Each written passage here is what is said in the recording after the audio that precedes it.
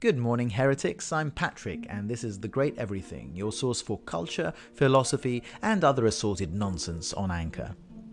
It's the 17th of February, and today in 1600, philosopher and scientist Giordano Bruno was burned at the stake in Rome by the Holy Inquisition. Boo! So you really need to know about Giordano Bruno, because he's just so cool.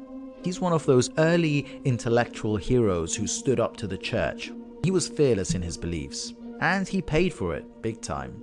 This is probably what inspired Galileo, who a few years later in the same situation chose to recant and take it all back. I guess he just didn't want a hot iron poked up his arse. I don't know if that's what happened. Maybe I'm just fantasizing. The thing about Giordano Bruno is he's one of those guys like Leonardo da Vinci that you just don't really get these days. A Renaissance man, a true polymath. He was a monk, a philosopher, a mathematician, a poet, an astronomer, and on top of all this, he had this dark, unearthly charisma. Those of you who have been to Rome have seen his statue in the big square Campo dei Fiori. And you see this guy who looks a bit like the Emperor in Star Wars, but less evil, just more stern. Consider, he was so smart, people thought he was a sorcerer, that he was dabbling in dark arts. You can imagine he'd be both intimidating and incredibly magnetic. He was one of the first to theorize that the stars were just other faraway suns, and that there were other planets out there, possibly inhabitable just like ours. This view, which now everyone agrees with, I guess, is called cosmic pluralism, but back in the day, if you believed it, you were in deep trouble. He also believed that the Earth was not at the center of the universe, but that the universe is in fact infinite, and so therefore cannot have a center.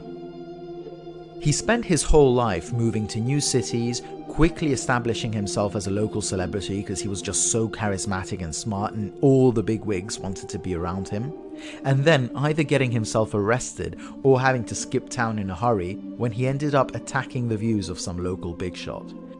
He just couldn't help himself. If he saw something wrong, something false, he had to speak up and attack it. And in the end it cost him his life.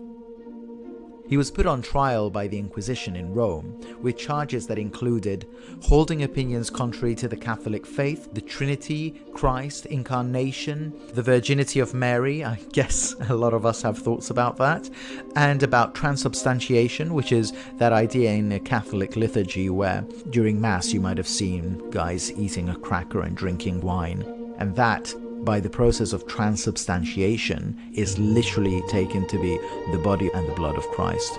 He was on trial for claiming the existence of a plurality of worlds, believing in metempsychosis and the transmigration of the human souls into brutes. That's just another way of saying reincarnation. And finally, of course, he was accused of dealing in magics and divination, which is just church speak for stuff I don't understand, or science.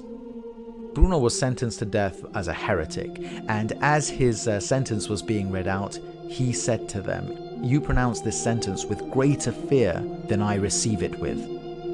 By this he meant that the church was putting him to death because they were scared of his ideas. They were afraid. They knew that science was on the up. They knew the tide was turning and that their intellectual chokehold on the world was not going to last very long.